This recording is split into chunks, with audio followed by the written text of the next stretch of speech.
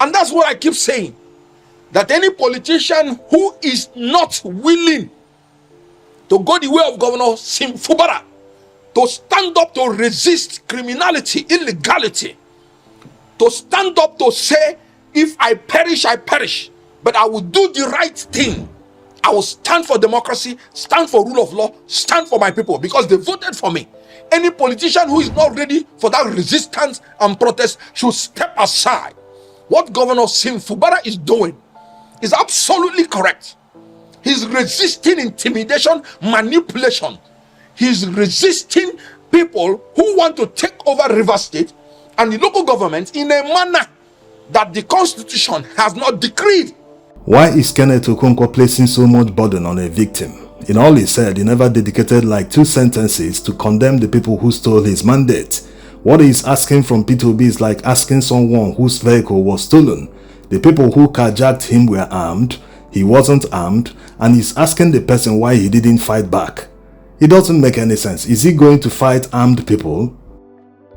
Nigerians voted for Peter Obi in the 2023 presidential election, but INEC connived with other state actors and stole the election and gave it to someone else. No matter how illegal it sounds, they still did it with state power, with full state authority. So you cannot do otherwise except go to court. Yes, which was exactly what Peter Obi did. He thought, like the other time it happened to him when he was governor of Anambra State, he went to court and recovered his mandate after more than 2 years. But this time, after he lost his mandate, he went to court. The court denied him that mandate. How else is he going to fight? Kenneth Okonkwo wants him to fight people who are armed with full state authority. They control the police, the army. Every security agency in Nigeria is under their control. How else? He wants Peter Obi to play into their hands and break the law so that they will now capitalize on it and jail him and humiliate him. You see, the goodwill Peter Obi enjoys today in Nigeria is because of his character. Nigerians have absolute trust in him that if he gets to power, he will never steal a penny or even watch why people steal pennies from Nigeria's treasury. He will never do that. Nigerians have that absolute confidence in him. So before someone like him can have this kind of character to conquer greed, that person won't be someone with questionable character or someone that can easily break the law or become violent. So people should understand that the reason Peter Obi is in politics today is because Nigeria is not working. If Nigeria is comparable to even upcoming economies in the Southeast Asia, places where they at least run their economies well, there is virtually no corruption, he wouldn't be in politics. He would be running his private business, enjoying his life. He said it himself. And the fact that he presented himself for the presidency doesn't mean he should show that he's desperate for the change. No, it's not necessary. Yes, Nigerians voted for him, but this mindset that someone will always save you, Nigerians should get out of that mindset. It's understandable that Kenneth Okonkwo is frustrated like every other Nigerian that participated during the 2023 presidential election. People gave their best, they used their own money. They had all hopes that their efforts would be rewarded, that INEC would do the right thing and announce the results. But at the end of the day, they stole everything and announced someone else.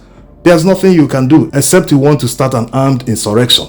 But that's not the right way to go because it will be bloody. From consumption to Not that there's anything wrong in a political leader leading a protest. But the way Kenneth Okonkwo is going about it, he's equally a popular person. He can go out and lead a protest and demand for change. The mentality needs to stop. Nigerians always expect that someone must lead a protest. What is wrong with anyone leading any protest or people just assembling themselves and protesting? Look at what happened in Bangladesh in August. The students were protesting for something else until the police cracked down heavily on them and killed several people, hundreds. This motivated them to troop out more. And eventually they marched to the government house and the prime minister ran away. The same thing happened in Kenya. They didn't wait for any political leader to lead the protest. They assembled themselves, citizens, coordinated among themselves and protested.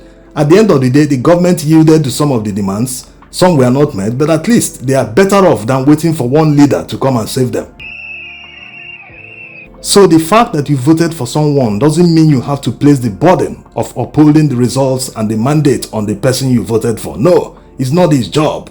It is the job of INEC to uphold the results the way people voted. It is the job of the INEC to make sure they uphold the will of Nigerians. But if they choose to do otherwise, how do people turn around and start blaming the person they voted for?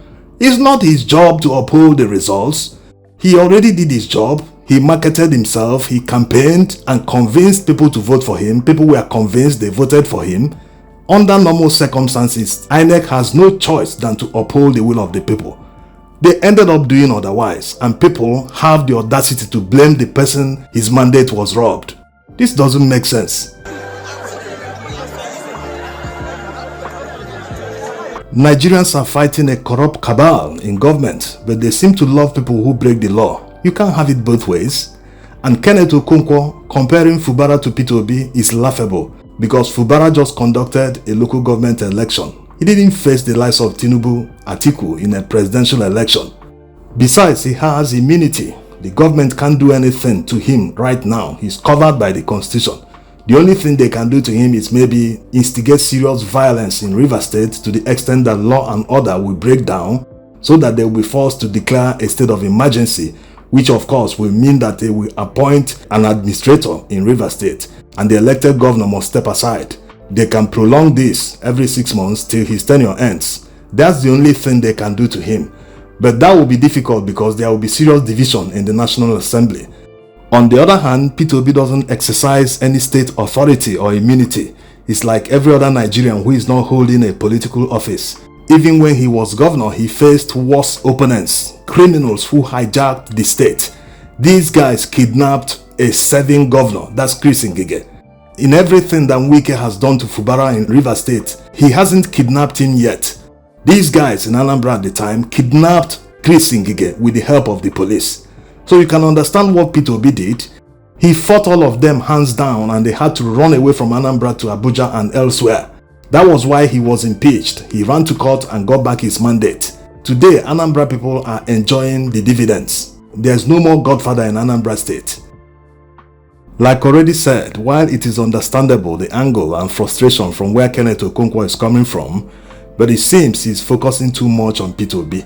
He mentioned that he's still a member of Labour Party, so there's nothing preventing him from supporting another person when the time comes. Since he wants someone with Peter Obi's character, but the person must equally be a warlord that has his own private army so that he can take down the Nigerian state. Yes, that's what he's asking for.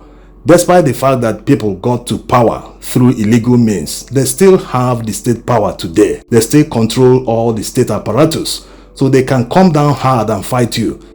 You don't have that power to fight them, so you can only follow the legal means to fight them. And if you hit a bottleneck, there's nothing else you can do except there is massive uprising by the citizens. No one person can do it. This was how they pushed MKO Abiola at the time, and he ended up in jail. At the time the 1993 presidential election was annulled, MKO Abiola wasn't even too bothered because he was friends with many military men. He started dealing with military boys since the 70s. He was friends with IBB, the man that annulled the election. He was friends with Abacha. He only started growing frustrated when Abacha was taking too long to hand over to him because he promised him that he would hand over to him. That was when his friends started pushing him. They started nudging him. Declare yourself president. After all, you won. Do this, do that. You are Are Onakakanfo, you are this, you are that. They pushed the man. The man went and declared himself president. He fell into the trap of military boys and they arrested him and jailed him. What happened? Did Nigerians fight for him? No. Now they are pushing Peter Obi to go and fight for them. They want to relax. One savior will come and save them. They don't want to troop out en masse and fight for themselves. All other countries fight for themselves, but in Nigeria they want one leader, one savior to do it for them. Like they say in Nigerian parlance, una never serious.